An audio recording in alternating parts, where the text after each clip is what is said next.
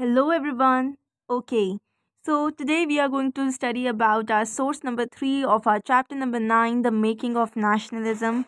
And in this is our source number 3 for the previous sources, that is source number 1 and source number 2 has been already on my channel Historia. You can check out in the playlist of chapter number 9, the making of national movement.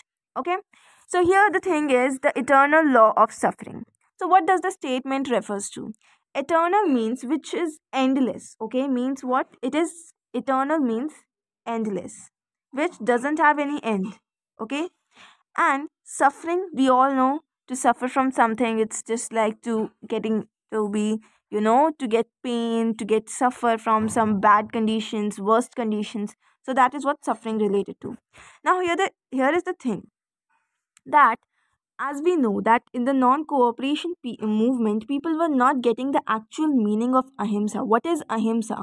They were knowing that Mahatma Gandhi follows the path of ahimsa, but they doesn't know that if they are being the part of this non-cooperation movement, so they also have to follow ahimsa according to Mahatma Gandhi. But they were not, because everyone has different definitions of ahimsa, different meanings of ahimsa, non-violence. Okay, so, how could ahimsa become the basis of struggle? So, Gandhiji explained it in his words. So, in his words, what is this all about? So, basically, non violence comes to us through doing good continually without the slightest expectation of return, which simply means that suppose whenever a condition like if I am doing, if, suppose me, I am doing some good work for society, I am donating money to somebody.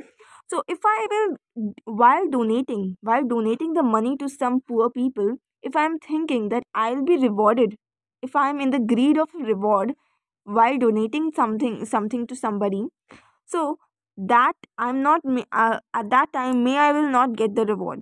Okay, and if normal people think of that and they do not get the reward, they will feel bad. They will feel like, what is the benefit of doing this good work? What is the benefit of doing this kind works towards the society if we are not even rewarded?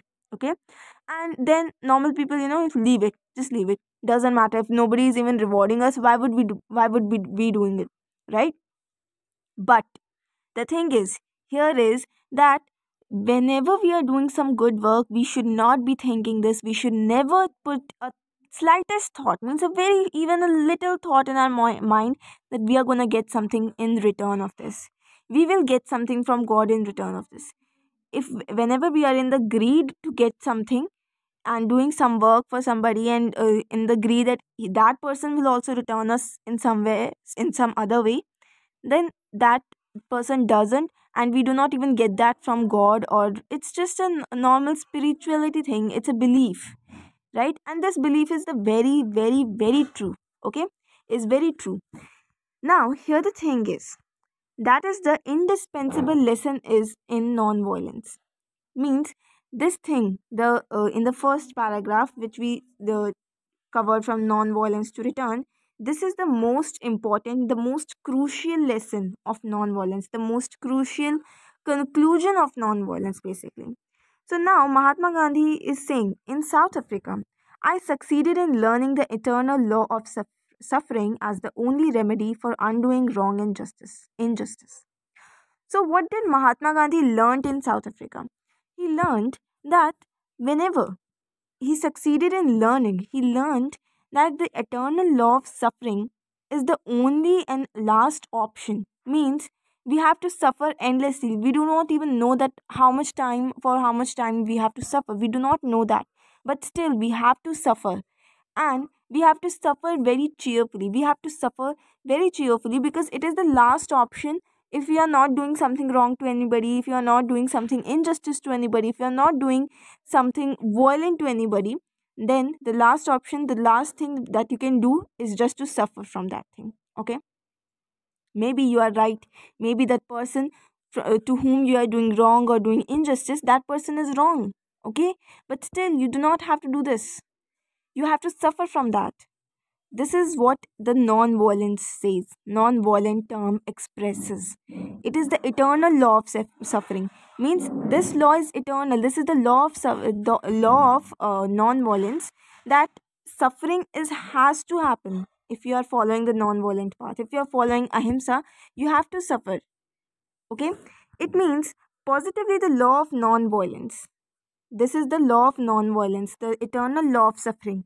Means you do not know for how much time you have to suffer, but still you are suffering. This is the law of what? This is the law of ahimsa.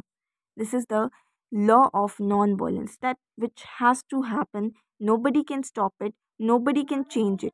Okay. Now you have to be prepared to suffer cheerfully. Now the thing is that, are you thinking that you have to suffer like, oh, why are we suffering? No, I cannot live. No, I cannot be there. It's very difficult. It's very painful. I cannot. You cannot depress yourself.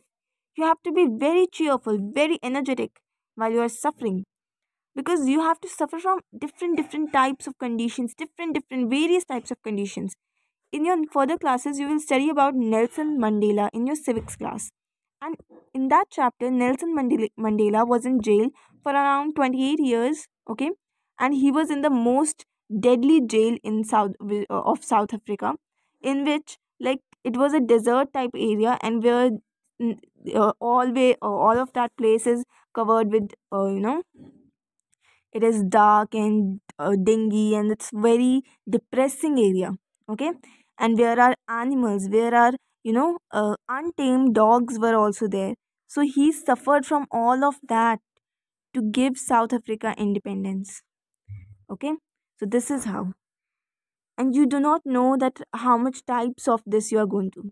And if you think that when you are suffering, you're not doing any non-violence, you're not doing something, you're not doing going physically, you're not doing anything. But even if you do it mentally, like, to give something bad wishes, like, that person would must be die, that person must be die, that person is that.